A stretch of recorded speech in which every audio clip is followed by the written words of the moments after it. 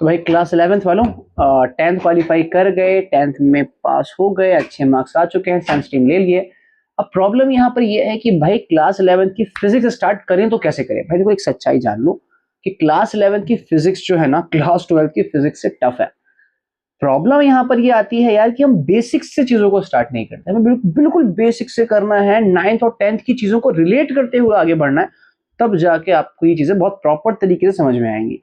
तो मैं जो भी कॉन्सेप्ट आपको बताऊंगा आपके लिए कुछ नया नहीं होगा, ऐसा लगेगा कि यार 9th और 10th की चीजें ही तो हैं, 9th और 10th की चीजों को ही हम आगे कंटिन्यू करेंगे समझते हुए। ठीक है, तो आपके सामने जो सबसे पहला टॉपिक है, बेसिकली देखो ये जो चैप्टर है आपका चैप्टर नंबर 2 फिजिक्स का, मोशन इन स्ट्रेट लाइन। ठीक है, इसमें सबसे पहला वर्ड आ रहा है मोशन। ये मोशन का मतलब क्या होता है, आखिर आप कैसे कहोगे कोई चीज मोशन कर रही है। अब मैं कहूँ आपके पास एक ऑब्जेक्ट है, सपोज कर लेते हैं, कलर चेंज करता हूँ, एक ऑब्जेक्ट है यहाँ पर। ठीक है, आप देख रहे हैं चल रहा है चल रहा है, चलते चलते चलते चलते यहाँ पहुंच गया। यहाँ पर कैसे मोशन किया, आप कहेंगे हाँ जी कैसे मोशन किया, क्योंकि चलता हुआ नजर आ रहा है। ठीक है, तो क्या चलता हुआ नजर आ रहा है ये कहलाएगा मोशन करना। अब मैं अगर कहूं कि सिनेरियो चेंज करते हैं, चेंज क्या करते हैं कि ये जब यहाँ पर पे था तो मैंने कहा आपसे आंखें बंद कर लो, जब आपने आंखें बंद करी तो उतनी देर में यहाँ से यहाँ पहुंच गया, और फिर आपने आंखें खोल ली। अब आप बताओ क्या आपने इसको चलते हुए देखा, नहीं ना। क्या आपने इसको मूव होते हुए देखा, नहीं ना। बट स्टिल आप कहोगे ना इसने मोशन किया। क्यों कहोगे, क्योंकि भाई इसकी पोजीशन में चेंज आ गया। बात समझ आ रही है। तो मोशन का मतलब ये नहीं है कोई चीज मूव हो रही है तो वो मोशन कर रही है, मोशन का मतलब है पोजीशन में चेंज आएगा तो वो मोशन कहलाएगा। बात क्लियर हुई, आगे बढ़ते हैं। तो मोशन क्या है देख लिया, if there is change in position with respect to time, समय के साथ जब पोजीशन में चेंज आ रहा होगा, then we can say that motion happens. बात क्लियर हो गई, ठीक है जी। अब मोशन जब हुआ उसके बाद सबसे पहला काम क्या होगा, सबसे पहला काम वो कुछ पाथ कवर करेगा, और वो जो पाथ कवर करेगा अपने उसकी लेंथ निकाल सकते हैं, उसको हम बोलेंगे पाथ लेंथ, या दूसरे शब्दों में उसको हम बोलते हैं डिस्टेंस। ठीक है, तो यहाँ पे देखो एग्जाम्पल लिया हमने एक कि ए से बी गया, बी से सी गया, सी से डी गया, एंड डी से फिर से ए आ गया। ठीक है, अब मैं आपसे पूछना शुरू करूं, आप मुझे बताओ जब वो डी से ए से बी गया तो उसने कितना डिस्टेंस ट्रेवल करा जी, आप बोलेंगे 3 मीटर।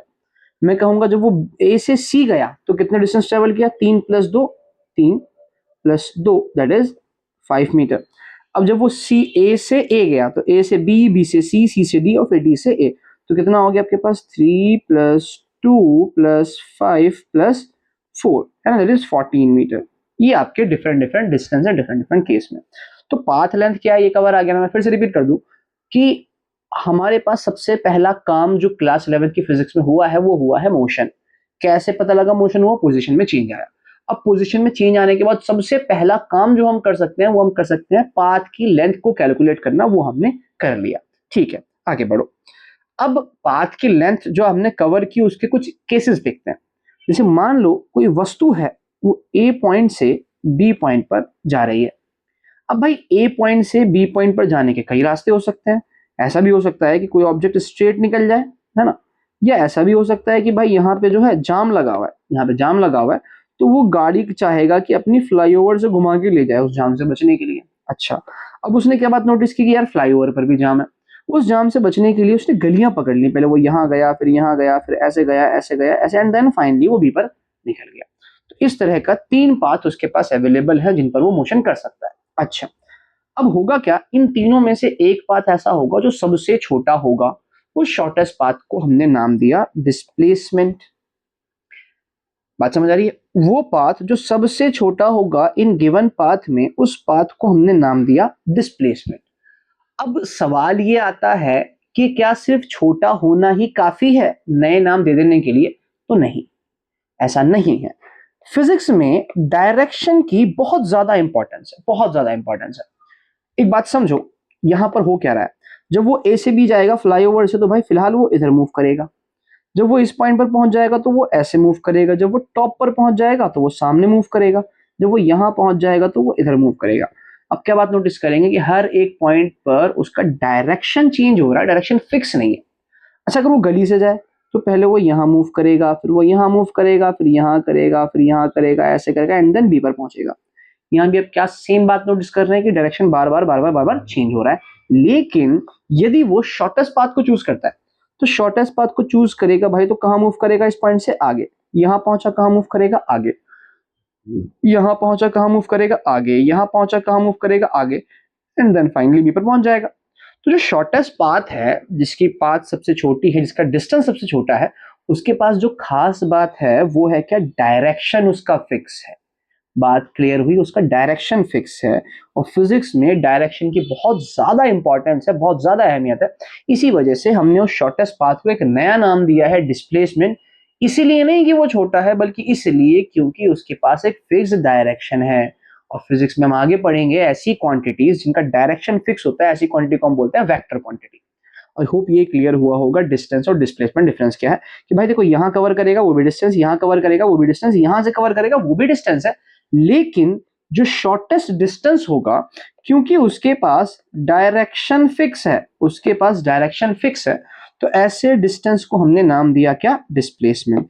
आई होप आपको ये चीजें क्लियर हो गई होंगी। तो अपने आगे बढ़ते हैं। ठीक है जी, थोड़ा सा मैं बैक कर दूं यहां से, इतना। अच्छा, तो अब सवाल है कि इन अबव एग्जाम्पल, मतलब अच्छा पीछे वाले एग्जाम्पल में, यहाँ पर इस एग्जाम्पल की बात कर रहा है। इस एग्जाम्पल में आपसे डिस्प्लेसमेंट पूछ रहा है, कहां से कहां का, ए से डी का। तो भाई जब वो ए से डी जाएगा, ए से बी, बी से सी और सी से डी, तो डिस्प्लेसमेंट तो ये हो जाएगा। डिस्प्लेसमेंट क्या होगा, हमेशा इनिशियल फाइनल के बीच का शॉर्टेस्ट पाथ। तो ये उसका डिस्प्लेसमेंट कितना हो गया, 4 मीटर। डिस्प्लेसमेंट आपके पास 4 मीटर। और जब वो ए से, आई थिंक इसको ए से ए करना चाहिए हमें, जब वो ए से वापसी ए पर आ जाएगा, तो भाई जहां था घूम के वापस वहीं पहुंच गया, तो गैप कितना है, 0। डिस्प्लेसमेंट कितना हो जाएगा, 0 मीटर। आई होप डिस्टेंस और डिस्प्लेसमेंट में डिफरेंस क्लियर हुआ होगा ना। तो आगे बढ़ते हैं। एक सवाल लिया है छोटा सा, ठीक है, इसको देखो। थोड़ी सी थिकनेस कम कर लेते हैं, 37 पर है।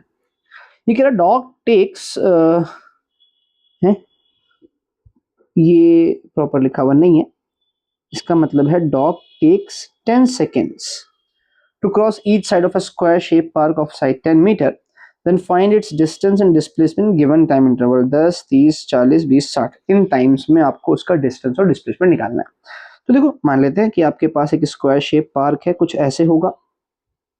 ये एग्जाम्पल मैंने क्लास 9th की एनसीईआरटी का उठाया है, ताकि आपको कुछ भी नया नया ना लगे। यहाँ पर प्रॉब्लम्स वही होंगी, कंक्लूजन्स नहीं निकालेंगे। प्रॉब्लम्स मैं पुरानी ही उठाऊंगा, ताकि आप अवेयर हो उन वर्ड से, उन टर्म से, उन डायग्राम से, ताकि आपके लिए चीजें ऐसा लगे ये क्या हो गया अचानक से।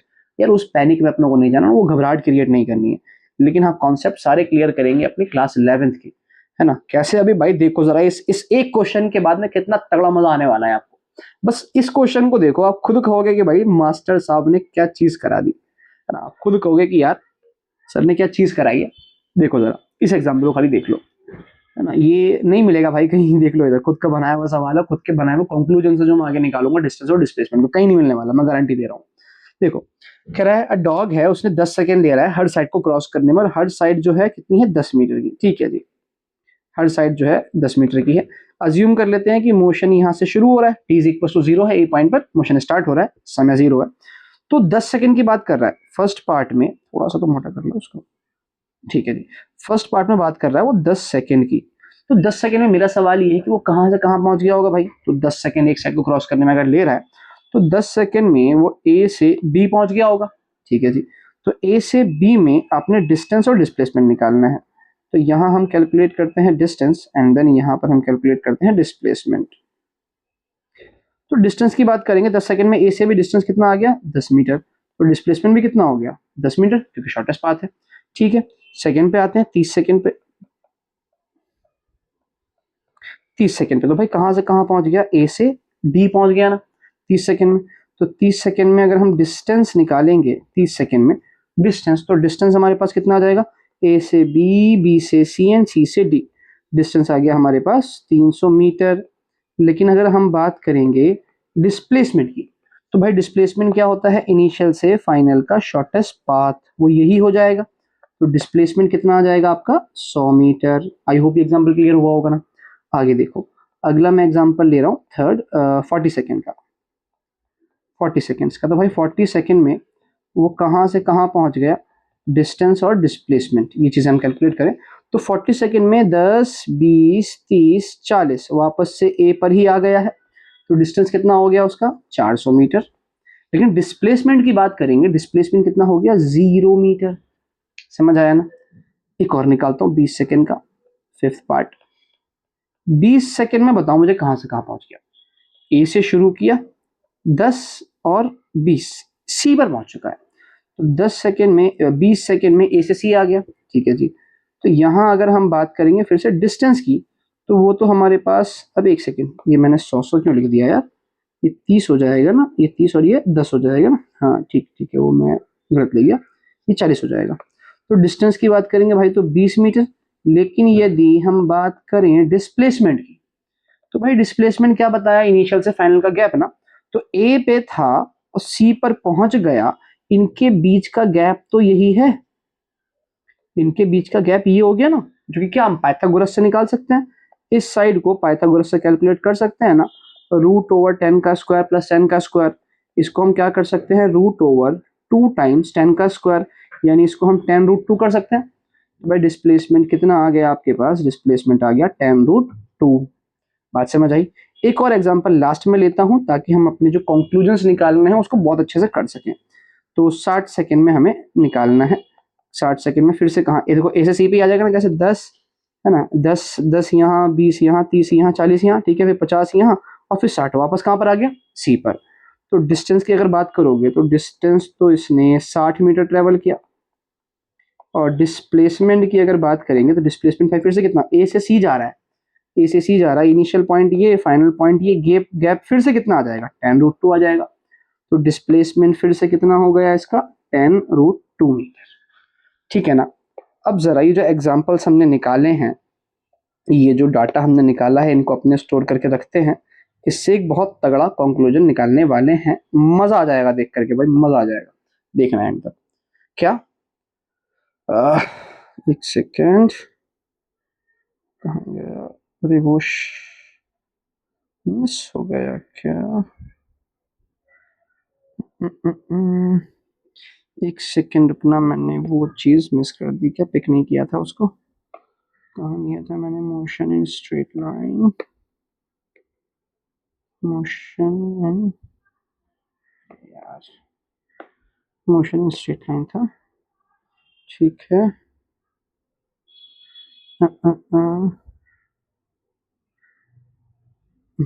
ये चीज ना, इसको मैं आपको एक सेकेंड भाई दिखाता हूँ। वो आई थिंक ये मैंने, हाँ ठीक ठीक ठीक ठीक, इसको मैं वहाँ कॉपी कर लूँ, एक सेकेंड, ये मैंने एक अलग पीपीटी बना रखी है इसके लिए, ऐसे कॉपी मारते हैं और यहाँ पर इसे मुझे यहाँ पेस्ट करना था, ये रह गया था। हाँ जी, चलो उधर आते हैं। अब मुझे इन गिवन एग्जांपल्स में से बताओ कि डिस्टेंस और डिस्प्लेसमेंट में क्या किसी भी केस में डिस्प्लेसमेंट डिस्टेंस से बड़ा है। चेक करो, क्या यहां पर नहीं बराबर है, क्या यहां पर नहीं जी, डिस्प्लेसमेंट छोटा है।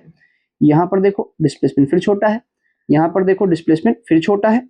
अगर किसी को यहाँ पे दिक्कत है तो √2 की वैल्यू होती है 1.414, तो 10 इंटू 1.41 अगर पुट करेंगे तो 14.1 मीटर हो जाएगा। सिमिलरली यहाँ भी कितना हो जाएगा, 14.1 मीटर। तो डिस्प्लेसमेंट तो किसी केस में डिस्टेंस से बड़ा नहीं हो रहा ना, इसका मतलब क्या पता चल रहा है कि डिस्प्लेसमेंट डिस्टेंस से बड़ा नहीं हो सकता, हाँ बराबर हो सकता है। कौन से केस में बराबर हो रहा है भाई, सिर्फ 10 सेकेंड में, जब पाथ आपका शॉर्टेस्ट है।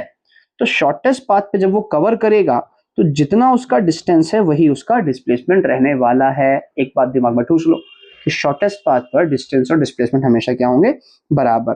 तो शॉर्टेस्ट पाथ पर डिस्टेंस और डिस्प्लेसमेंट हमेशा आपको बराबर मिलेंगे, यानी शॉर्टेस्ट पाथ पर यदि डिस्टेंस और डिस्प्लेसमेंट का, यदि डिस्टेंस और डिस्प्लेसमेंट का रेशो निकाला जाए तो वो रेशो आएगा आपका 1। बात क्लियर हुई?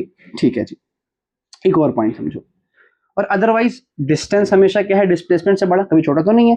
तो इन जनरल हमें देखने को क्या मिल रहा है, अगर हम शॉर्टेस्ट पाथ की बात ना करें, कि जो डिस्टेंस है वो ऑलवेज ग्रेटर देन, डिस्टेंस जो आपके पास है वो always greater than equal to displacement है। तो अगर डिस्प्लेसमेंट को डिवाइड में लेकर के जाओगे तो आपको क्या दिखेगा कि डिस्टेंस अपॉन डिस्प्लेसमेंट का ratio greater than equal to 1 है। या अगर उसको उल्टा कर दें, डिस्प्लेसमेंट अपॉन डिस्टेंस, तो उसका रेशो आपके पास लेस देन इक्वल टू 1 हो जाएगा। ये बात क्लियर हुई? ठीक है जी, आगे बढ़ते हैं। एक और पॉइंट समझो, देखो मैं उठाता हूं कुछ पॉइंट्स लाइक ए और सी। ये फोर्थ पॉइंट को देखो, इसे और इसे, इन दोनों में एक बात समझो, इनिशियल फाइनल पॉइंट ए और सी यहाँ है, इनिशियल फाइनल पॉइंट ए सी यहाँ भी है, लेकिन डिस्टेंस तो सेम नहीं है ना। दोनों केस में आपको क्या दिखा रहा हूं कि जो इनिशियल फाइनल पॉइंट यहाँ है वही इनिशियल फाइनल पॉइंट यहाँ है, लेकिन डिस्टेंस दोनों केस में अलग है, बट डिस्प्लेसमेंट दोनों केस में सेम आ रहा है। इसका क्या मतलब है? इसका ये मतलब है, समझो, ए से सी जब गए तो ए से सी एक बार पाथ ये है 20 सेकंड में, और जब 60 सेकंड में गए तो यहाँ गए, यहाँ गए, यहाँ गए, यहाँ गए, फिर यहाँ गए, फिर पाथ अलग हो गया ना। तो भले ही इनिशियल फाइनल पॉइंट सेम है, बट पाथ के अलग होते ही डिस्टेंस अलग हो गया। लेकिन पाथ भले ही अलग है, मैं रिपीट कर रहा हूं, कंफ्यूज नहीं होना, इनिशियल फाइनल पॉइंट भले ही सेम है, एक बार पाथ ऐसा है और सेकंड केस में पाथ कुछ अलग है, तो भाई इनिशियल फाइनल सेम है, इस बात से डिस्टेंस को कोई फर्क नहीं पड़ता। डिस्टेंस किस बात पर डिपेंड कर रहा है कि आपने पाथ क्या चूज किया है। तो इसीलिए हम कहते हैं डिस्टेंस जो है ना वो पाथ पे डिपेंड करता है, पाथ डिपेंडेंट क्वांटिटी है। लेकिन इन दोनों एग्जांपल में आप देखोगे डिस्प्लेसमेंट सेम है। क्यों? क्योंकि इनिशियल फाइनल पॉइंट सेम है। तो डिस्प्लेसमेंट को इस बात से फर्क नहीं पड़ता कि आपने पाथ कौन सा चूज किया है, वो सिर्फ डिपेंड करता है किस पे, इनिशियल और फाइनल पोजीशंस पे। तो it depends on initial and final position, path पे डिपेंड नहीं करता। ये बात समझ आ गई? कोई दिक्कत? डिस्टेंस और डिस्प्लेसमेंट में ये बहुत तगड़ा, बहुत इंपॉर्टेंट डिफरेंस है, ये बात आपने समझ आ गई ना? ठीक है जी। तो अब वो क्वांटिटीज जिनमें डायरेक्शन नहीं होता उनको हम स्केलर कहते हैं, और वो क्वांटिटीज जिनमें डायरेक्शन कंसीडर किया जाता है उनको हम वेक्टर क्वांटिटीज कहते हैं। ठीक है जी। अब बात है डिस्टेंस जो है नेगेटिव नहीं हो सकता। चलो इसको मैं जो है अलग से समझाऊंगा आपको, यहाँ नहीं, इस पॉइंट को अभी अपने स्किप करते हैं ना, ये हम समझेंगे आगे वाले एग्जाम्पल्स को करने के बाद। यहाँ पर देखो एग्जाम्पल लिया कि आप एक ऑब्जर्वर है, एक ऑब्जर्वर यहाँ पे खड़ा होकर ऑब्जर्व कर रहा है, एक पर्सन है, एक बॉय, वो यहाँ से मूव करके यहाँ चला गया है ना। इनिशियल पोजीशन x1 थी, फाइनल x2 थी। तो अगर डिस्टेंस डिस्प्लेसमेंट निकालना हो तो आप क्या करोगे? इस पूरे x2 में से इस x1 को माइनस कर दोगे, यही करेंगे ना। ठीक है जी। तो डिस्प्लेसमेंट का जो फॉर्मूला है पोजीशन की टर्म्स में, एक तो हमारे पास तरीका वो है इनिशियल से फाइनल के बीच का शॉर्टेस्ट पाथ, और एक तरीका हमारे पास ये है कि फाइनल पोजीशन में से इनिशियल पोजीशन को माइनस कर दिया जाए। बात क्लियर हो गई? ठीक है जी। अब यहाँ समझो, अब अगर ऐसा होगा कि x2 ग्रेटर देन x1 होगा तो डिस्प्लेसमेंट कैसा आएगा उस केस में? पॉजिटिव आएगा। तो जी हाँ, डिस्प्लेसमेंट पॉजिटिव हो सकता है। लेकिन अगर x2 लेस देन x1 हुआ तो उस केस में जो डिस्प्लेसमेंट जिनको हम डेल्टा x से रिप्रेजेंट कर रहे हैं वो नेगेटिव होगा। तो डिस्प्लेसमेंट हमारा नेगेटिव भी हो सकता है, और अगर इनिशियल फाइनल पॉइंट सेम है तो डिस्प्लेसमेंट जीरो भी हो सकता है। मतलब डिस्प्लेसमेंट आपका पॉजिटिव भी हो सकता है, नेगेटिव भी और जीरो भी। लेकिन डिस्टेंस की बात करेंगे तो देखो, या तो वो पॉजिटिव होगा, या अगर चला ही नहीं है तो जीरो होगा। नेगेटिव कभी पॉसिबल नहीं है। क्यों? क्योंकि भाई फिजिक्स में मैंने कहा ना, वो क्वांटिटीज जिनके पास डायरेक्शन है उनको हम वेक्टर कहते हैं, और डायरेक्शन के लिए वेक्टर्स में माइनस साइन का यूज किया जाता है। ये आगे आएगा कि अगर माइनस लिखा है इसका मतलब पीछे, प्लस लिखा है इसका मतलब आगे। तो डिस्टेंस क्योंकि स्केलर है, डायरेक्शन से कोई मतलब नहीं है, इसीलिए वहां प्लस या माइनस साइन नहीं आता। बात समझ आ गई? ठीक है जी, आगे बढ़ते हैं। जैसे एक छोटा सा सवाल लिया है मैंने यहाँ पर, है ना। आपने क्या करना है, डिस्टेंस एंड डिस्प्लेसमेंट निकालना है पी से क्यू में, पी आर एस आर में, पी टी आर में, पी आर क्यू में, पी टी पी, इन पॉइंट्स निकालना है। तो फर्स्ट पॉइंट में पी से जब क्यू जा रहा है तो यहाँ पे अगर मैं डिस्टेंस कैलकुलेट करूँ या मैं डिस्प्लेसमेंट कैलकुलेट करूँ तो पी से क्यू, भाई पी से क्यू डायरेक्ट यहाँ से यहाँ चला गया, तो 240 120 कितने का गैप है? 120 का। तो डिस्टेंस तो 120 मीटर हो जाएगा, नेगेटिव नहीं लेना। लेकिन डिस्प्लेसमेंट के लिए हम क्या करेंगे? Final position minus initial. तो फाइनल है आपके पास -120 माइनस इनिशियल है माइनस का 240, तो आपका आंसर आएगा प्लस का 120 मीटर। बात समझ आई? ठीक है जी। मैं एक ये सेकंड पॉइंट कर रहा हूँ, बाकी ये थर्ड फोर्थ फिफ्थ आप खुद से ट्राई करेंगे। मैं सिर्फ सेकंड पॉइंट यहाँ पे कर रहा हूँ कि P से R जा रहा है, R से S जा रहा है, S से फिर से R जा रहा है। तो अगर हम बात करेंगे डिस्टेंस की, या अगर हम बात करेंगे डिस्प्लेसमेंट की, तो डिस्टेंस है ना, डिस्टेंस को समझते हैं। पहले P से R गया, P से R गया तो कितना डिस्टेंस ट्रेवल करा? 240, माइनस में तो लेना नहीं है। फिर R से S गया, फिर कितना ट्रेवल करा? प्लस का 120। फिर S से फिर R आ गया, फिर कितना ट्रेवल करा? 120। तो भाई ये 120 120 240, 240 कितना हो गया आपके पास? 480 मीटर। ये आपका डिस्टेंस आ गया। लेकिन डिस्प्लेसमेंट की बात करेंगे, डेल्टा एक्स जिसको हम लिख रहे हैं, फॉर्मूला है x2 माइनस x1। देखो x2 माइनस x1 क्योंकि x एक्सिस के अलॉन्ग हो रहा है, अगर ये y के अलॉन्ग होगा तो y2 माइनस y1, z के अलॉन्ग होगा तो z2 माइनस z1, ये सिंपल चलता रहेगा। अच्छा, अब क्योंकि डिस्प्लेसमेंट तो पाथ इंडिपेंडेंट है ना, पाथ पे डिपेंड करता नहीं है, पोजीशन पे डिपेंड करता है, तो अपनों को इस बात से मतलब नहीं है कि p के बाद वो कहाँ गया था और फिर वहां के बाद कहाँ गया, फिर वहां के बाद कहाँ गया। हमें सिर्फ इस बात से मतलब है कि उसका इनिशियल पोजीशन क्या था और फाइनल पोजीशन क्या है, बीच में वो कहीं भी गया हो, घूमा हो, खेला हो, सोया हो, मरा हो, जो भी करा हो, कोई फर्क नहीं पड़ता। हमें मतलब है सिर्फ इनिशियल और फाइनल उसके पोजीशन से। तो यहाँ पर जी इनिशियल पोजीशन फाइनल पोजीशन कितनी हो गई, r पर आ गया 0, माइनस इनिशियल कितनी थी, माइनस का 240, तो डिस्प्लेसमेंट स्टिल आपके पास 240 मीटर होगा। बाकी के पार्ट सब खुद से ट्राई करेंगे, मैं आगे बढ़ रहा हूँ, आई होप बात समझ आई होगी। ठीक है जी, अब लीनियर का तो हमने निकाल लिया, अब सर्कल के अलोंग मोशन देखते हैं, मोशन अलोंग सर्कल। तो देखो, अगर एक आर रेडियस का कंप्लीट चक्कर वो पूरा करेगा, तो एक कंप्लीट सर्कल का जो डिस्टेंस होता है ना, वो उसके सरकमफेरेंस के बराबर होता है। ठीक है, दैट इज 2 पाई आर। ठीक है, तो भाई अगर हाफ होगा तो 2 पाई आर का हाफ हो जाएगा, कितना हो जाएगा, पाई आर हो जाएगा। 2 पाई आर का हाफ पाई आर हो जाएगा। 3/4 होगा तो कितना करेंगे भाई, 3/4 से मल्टीप्लाई कर देंगे 2 पाई आर को। 3/4 से 2 पाई आर को मल्टीप्लाई कर देंगे तो डिस्टेंस आपके पास 3 पाई आर बाय 2 हो जाएगा। और 1/4 के लिए आपके पास 2 पाई आर 1/4 से मल्टीप्लाई कर देंगे किसको, 2 पाई आर को। तो यहाँ आपके पास डिस्टेंस पाई आर बाय 2 हो जाएगा। बात समझ आ रही है ना। तो ये आपको डिस्टेंसेस याद रखने हैं कंप्लीट सर्कल के, हाफ के, 3/4 के और क्वाड्रेंट, क्योंकि उस सवाल को हम यहाँ करने वाले हैं, उस नॉलेज का यूज करके एक क्वेश्चन करने वाले हैं। यहाँ पे जैसे कि आपसे कह रहा है क्या कि भाई find distance and displacement of minute hand of clock of length 2 metre. एक मिनट, एक क्लॉक है आपके पास ऐसे, ठीक है, एक क्लॉक है, उसका मिनट हैंड है, उसकी लेंथ 2 मीटर है, तो इनिशियली अज्यूम कर लेते हैं कि वो 12 पर है। ठीक, ऐसे यहाँ पे सेंटर है उसका। तो पहला आपको बताना है कहाँ से कहाँ तक, 12 AM से 12:30 AM में क्या पूछा है आपसे, उसका डिस्टेंस और डिस्प्लेसमेंट। तो भाई डिस्टेंस की बात करेंगे तो देखो, ये ऐसे आधा चक्कर लगा के यहाँ से यहाँ पहुंच गया होगा, इतना इसने हाफ चक्कर लगाया होगा। बात समझ आ रही है। तो अगर हाफ चक्कर लगाएगा तो भाई डिस्टेंस का फॉर्मूला हमारे पास क्या है, डिस्टेंस का फॉर्मूला है हमारे पास पाई आर, हाफ सर्कल के लिए, और आर की वैल्यू 2 है, तो that is 2 pi metre. Displacement की बात करेंगे तो डिस्प्लेसमेंट क्या बताया मैंने, इनिशियल से फाइनल के बीच का गैप। तो भाई ये इनिशियल है, ये उसका फाइनल पॉइंट है, ये उसके बीच का गैप है जो कि उसकी डायमीटर के बराबर है, तो 2r के बराबर डिस्प्लेसमेंट आ गई। डिस्प्लेसमेंट उसकी 2r के बराबर आ गई, 2r, r की वैल्यू 2 पुट करोगे तो 4 मीटर। बात समझ आ रही है ना। ठीक है जी, अगले पार्ट में चलते हैं जो ये बोल रहा है 12 AM से 1 AM, है ना, इसको मैं अलग से ही कर दूं। सेकेंड पार्ट 12 AM से 1 AM। तो भाई पहले निकालते हैं डिस्टेंस। तो 12 AM पर मिनट की सुई 12 पर होगी और 1 AM पर भी मिनट की सुई वापस से 12 पर ही चली गई होगी।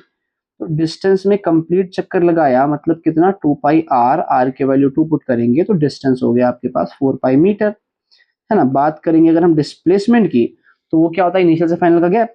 तो भाई 12 AM पर मिनट की सुई 12 पर थी और 1 AM पर भी मिनट की सुई 12 पर होगी, तो डिस्प्लेसमेंट कितना हो जाएगा आपके पास, 0 मीटर। आई होप क्लियर हुआ होगा। ठीक है जी, आगे आते हैं थर्ड पार्ट में।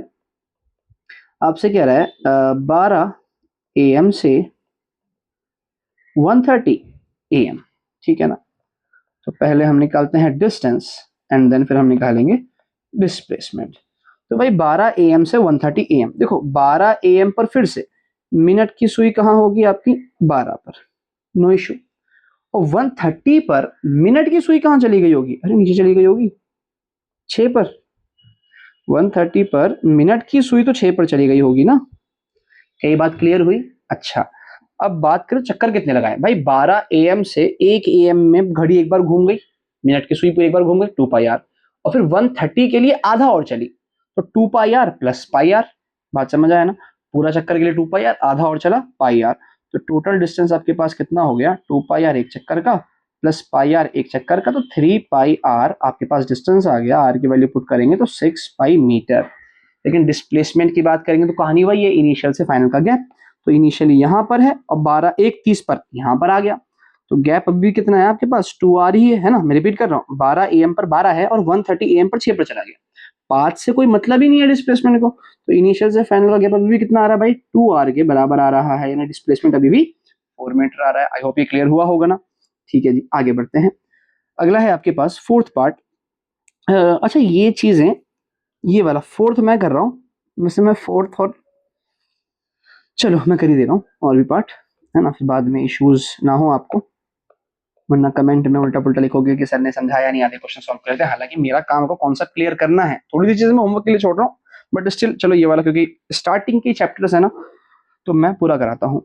तो फोर्थ पार्ट में बोल रहा है 12 AM से 12:15 AM, है ना, इसको समझते हैं। 12 AM से 12:15 AM में, ठीक है, इसको मैं थोड़ा सा मिटा दूं, एक सेकंड, ठीक है।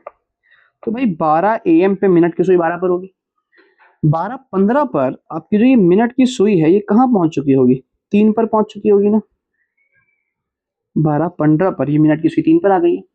तो अगर डिस्टेंस की बात करेंगे तो इसने कितना ट्रेवल किया, 1/4 सर्कल। तो डिस्टेंस अगर हम निकालें इस पॉइंट पर, तो डिस्टेंस कैलकुलेट करोगे तो πr/2, आर की वैल्यू 2 पुट करेंगे तो डिस्टेंस आ गया आपके पास π मीटर। लेकिन अगर हम बात करेंगे डिस्प्लेसमेंट की, तो डिस्प्लेसमेंट क्या बताया मैंने, इनिशियल से फाइनल के बीच का गैप, जो कि ये हो जाएगा। अच्छा ढंग से देखोगे तो एक राइट एंगल ट्रायंगल बन जाएगा भाई। तो अगर ये आर है, ये आर है, तो पाइथागोरस से फिर ये कितना आ जाएगा, r√2, वही √r² प्लस r का स्क्वायर, तो 2 टाइम्स r का स्क्वायर, इसमें से r बाहर आएगा तो r√2। तो डिस्प्लेसमेंट कितना आ गया आपके पास, r√2, r की वैल्यू 2 पुट करेंगे तो 2√2 मीटर, ये आपका 12 AM से 12:15 AM में डिस्प्लेसमेंट आ गया। आई होप ये क्लियर हुआ होगा ना। अच्छा आगे बढ़ते हैं। अगला मस्त है, जबरदस्त है, पांचवा, 12 AM से 12 PM, है ना, मुझे बताना, मैं यहाँ कर रहा हूँ 12 AM से 12 PM में, ऐसे ही हो जाएगा, सिंपल सवाल है। डिस्टेंस और डिस्प्लेसमेंट, डिस्प्लेसमेंट बताओ पहले यार। 12 AM से 12 PM, 12 AM पर भी मिनट की सुई 12 पर, यानी सुबह के 12 बजे, और 12 PM रात के 12 बजे, तो रात के 12 बजे भी मिनट की सुई 12 पर, तो डिस्प्लेसमेंट क्या जीरो नहीं हो गया। डिस्टेंस की बात करेंगे, सोचना पड़ेगा। 12 AM से 1 AM, एक चक्कर, 2 AM 2 चक्कर, 3 AM 3 चक्कर, ऐसे करते करते करते करते करते करते रात के 12 बजे, तो टोटल कितने चक्कर लगाए, 12 ना। तो भाई 12 को मल्टीप्लाई कर देंगे एक चक्कर से, 2πr, टोटल चक्कर कितना हो गया, 24πr मीटर। आर की वैल्यू पुट करेंगे तो 48π आंसर आ जाएगा। आई होप ये क्लियर हुआ होगा, उम्मीद करता हूं समझ आ रहा है। अब ऐसे ही आपके पास 1:30 PM, ये मैं कर नहीं रहा हूँ, रफली बता रहा हूँ, करना खुद से। 12 PM से 12 AM से 1:30 PM, तो पहले 12 AM से 12 PM में 12 चक्कर लगाए, फिर 1 PM हुआ 13 चक्कर हो गए, फिर आधा और चला, 1:30 के लिए आधा और चला तो 13.5 चक्कर हो गए, तो 13.5 टाइम्स 2πr डिस्टेंस हो जाएगा। और डिस्प्लेसमेंट के लिए क्या करोगे, कमेंट सेक्शन में कमेंट करके बता दो अगर ये कॉन्सेप्ट क्लियर हो रहा है तो, कि फिर सिक्स्थ पार्ट में डिस्प्लेसमेंट अभी भी कितना आने वाला है 12 AM से 1:30 PM में। ठीक है, तो उम्मीद करता हूँ ये डिस्टेंस और डिस्प्लेसमेंट वाले कॉन्सेप्ट क्लियर हुए होंगे। मैं बहुत लॉन्ग वीडियोस बना के भी आपको बोर नहीं करना चाह रहा हूँ, और आपको भी चाहिए क्योंकि क्लास 11 की स्टार्टिंग है अभी, तो लॉन्ग लॉन्ग वीडियोस देख के अपने बोर ना हो, बल्कि एक शॉर्ट में कॉन्सेप्ट्स को क्लियर करें पहले। देखो होगा क्या है, समझो मेरी बात को, देखो होगा क्या, समझो मेरी बात को। अगर इस स्टार्टिंग में आप लॉन्ग वीडियोस देखने लग जाओगे ना भाई, तो अभी 11th में आए हो, जो कॉन्सेप्ट आप समझ रहे हो, जिन कॉन्सेप्ट को आपको बूस्ट करना है, उसकी ऐसी तैसी हो जाएगी, धज्जियां उड़ जाएंगी उस कॉन्सेप्ट की। तो स्टार्टिंग में बहुत स्लो होकर के पहले सारा फोकस हमारा होना चाहिए कॉन्सेप्ट्स को एक्सट्रैक्ट कर लेना, कॉन्सेप्ट को बिल्कुल अपने अंदर, हमें अपने अंदर मर्ज कर लेना, कॉन्सेप्ट में समा जाना, वो हमारा एफर्ट होगा स्टार्टिंग में। इसीलिए शॉर्ट शॉर्ट लेक्चर्स पे फोकस करो। मैं चाहूं तो लॉन्ग वीडियोस बना के मैंने अपलोड कर दूं भाई, मेरा तो काम होगा, वॉच आवर बढ़ेगा मेरा, आप जितने देर देखोगे उतना मेरा बेनिफिट होने वाला है। मैं लॉन्ग वीडियोस नहीं डाल रहा हूं, उसकी वजह यही है कि अभी आप इन वीडियोस को देख करके पहले टॉपिक वाइज कॉन्सेप्ट को क्लियर करो। जब टॉपिक वाइज कॉन्सेप्ट्स क्लियर हो जाएंगे ना, तो आपके लिए फायदा तब होगा लॉन्ग वीडियोस को देखने में, एक बार में वन शॉट में चैप्टर तब कवर करोगे तब बढ़िया रहेगा। अभी स्टार्टिंग में वन शॉट में चैप्टर कवर करने के बजाय फोकस करो कॉन्सेप्ट के ऊपर, क्योंकि कोई फायदा नहीं है वन शॉट में लेक्चर्स देखने का अगर आपके पास कॉन्सेप्ट्स क्लियर नहीं हो पा रहे हैं। तो मैं इस तरह की वीडियोस बना के पहले जो बेसिक टर्मिनोलॉजीज हैं फिजिक्स की उनको क्लियर करूंगा, फिर मैं लॉन्ग वीडियोस बनाना शुरू करूंगा। तो आई होप आप जुड़े रहेंगे, साथ में बने रहेंगे। मिलते हैं नेक्स्ट लेक्चर में, जहां हम स्पीड और वेलोसिटी और एक्सेलरेशन और ग्राफ्स और फिर कन्वर्जन वगैरह इन सबको लेकर के चलूंगा। तो इस सीरीज को मैं फिर से कह रहा हूँ भाई, मेरी सीरीज इसलिए नहीं है कि मुझे वॉच आवर गेन करने हैं, लॉन्ग वीडियोस आपको मैं दिखाऊं, आपका टाइम वेस्ट करूं। जो रियलिटी है बता रहा हूँ, लॉन्ग वीडियो शुरू में देखोगे कॉन्सेप्ट क्लियर नहीं हो पाएगा। लॉन्ग वीडियोस देखो, अपने कॉन्सेप्ट को क्लियर करने के बाद तो आपके लिए वो बेनिफिशियल है। ठीक है ना? तो मिलते हैं